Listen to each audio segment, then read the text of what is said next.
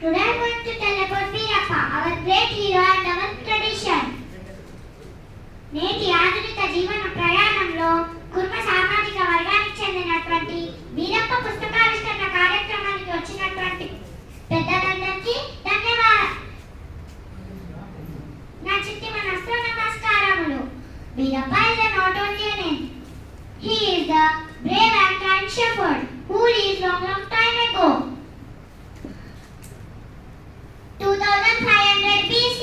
He is very special to us because he is the deity of Kuruma, Kuruva, Kuruba and God people.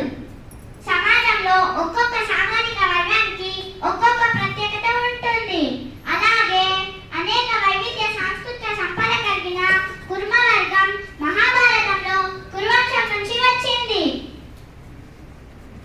కన్నడలో కురి అంటే గొర్రె అని, గొర్రెలు కాచే వారిని కుర్మలు అని అంటారు.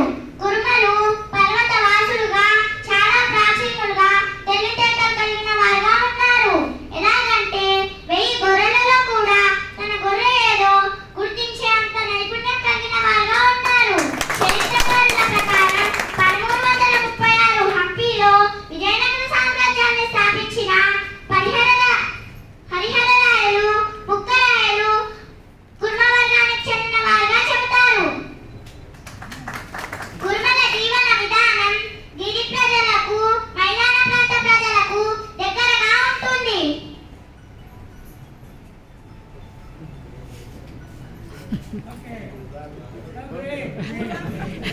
పూర్వం గొర్రెలను మేపి